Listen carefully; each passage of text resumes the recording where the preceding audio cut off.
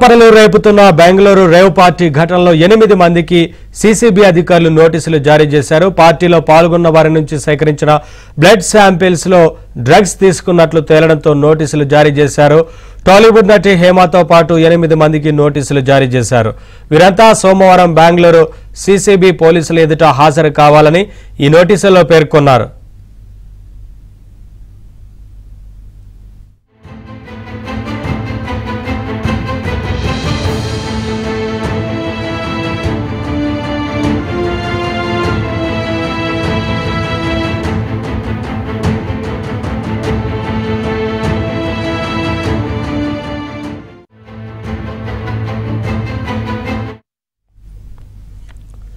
ప్రకంపనలు రేపుతున్న Bengaluru rave party ఘటనలో 8 మందికి సీసీబీ అధికారులు నోటీసులు జారీ చేశారు. పార్టీలో పాల్గొన్న వారి నుంచి సేకరించిన బ్లడ్ శాంపిల్స్ లో డ్రగ్స్ తీసుకున్నట్లు తేలడంతో నోటీసులు జారీ చేశారు.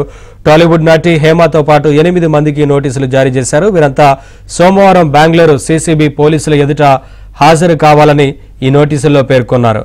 అప్డేట్స్ మా ఫిల్మ్ కరెస్పాండెంట్ సుజన్ అడిగి తెలుసుకుందాం. సుజన్, టాలీవుడ్ నటి హేమకు కూడా నోటీసులు అందినట్లుగా తెలుస్తా ఉంది. మొత్తంగా ఎవరెవరికి నోటీసులు అందాయి? సోమవారం ఒకవైపు సీసీబీ పోలీసుల ఎదుట విచారణకు హాజరు కావాల్సి ఉంది కదా, ఏంటి వివరాలు మొత్తంగా?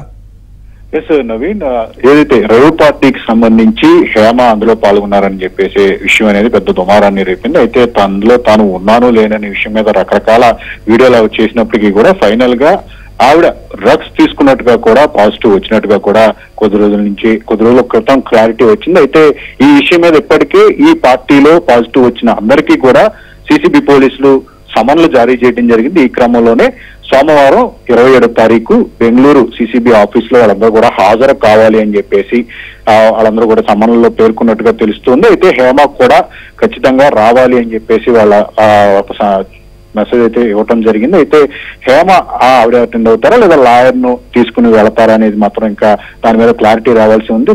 టోటల్ గా అయితే పాజిటివ్ వచ్చిన అందరి వ్యక్తులు కూడా డ్రగ్స్ వాడకం, వాళ్ళకి డ్రగ్స్ ఎవరిచ్చారు అనే దాని మీద పూర్తి స్థాయిలో ఒక విచారణ అయితే చేసేందుకు కూడా పోలీసులు సిద్ధమయ్యారు. కంప్లీట్ గా రేవ్ పార్టీ అటెండ్ అయిన వారితో పాటు దీనికి వెనక ఉన్న ఆర్గనైజర్స్ ఎవరో, ఇందులో డ్రగ్స్ రావడానికి వెనకాల ఉన్న వ్యక్తులు ఎవరనే దాని మీద కూలంకషంగా దీని మీద పూర్తి స్థాయి విచారణ చేసేందుకు కూడా ఇమ్మీడియట్ గా కూడా బెంగళూరు సీసీబీ పోలీసులు ఒక రియాక్ట్ అవుతున్న పరిస్థితి. ఈ టోటల్ సోమవారం నుంచి కూడా ఈ పాజిటివ్ వచ్చిన వ్యక్తుల్ని కంప్లీట్ గా వాళ్ళ తమదైన శైలిలో ఈ ప్రశ్నలు సంధించి నిజాలను రాబట్టి దీని వెనక ఉన్న వ్యక్తులు ఎవరనే దాని మీద కూడా విచారణ జరుగుతుంది. అలాగే నిన్నటి నుంచి కూడా చిత్తూరుకు సంబంధించి కొంతమంది వైసీపీకి సంబంధించిన వాళ్ళు కూడా ఇందులో పాల్గొన్నారు. వాళ్ళే ఆర్గనైజర్స్ అని చెప్పేసి ప్రధానంగా వార్త వస్తున్న నేపథ్యంలో దానికి సంబంధించిన పూర్తి ఆధారాలు కూడా సేకరించే పనిలో కూడా బెంగళూరు సీసీబీ పోలీసులు ఉన్నారు. ఈ పాజిటివ్ వచ్చిన వ్యక్తులందరినీ ప్రశ్నించిన మీదట ఒక క్లారిటీ వస్తే కనుక కంప్లీట్ గా ఫర్దర్ గా ఈ విచారణకు దోహదపడుతుందనే కోణంలో కూడా సీసీబీ పోలీసులు ఈ విచారణ విషయంలో కూడా వ్యవహరిస్తూ ఉన్నారు. Naveen, thank you Sujan, thanks for the updates.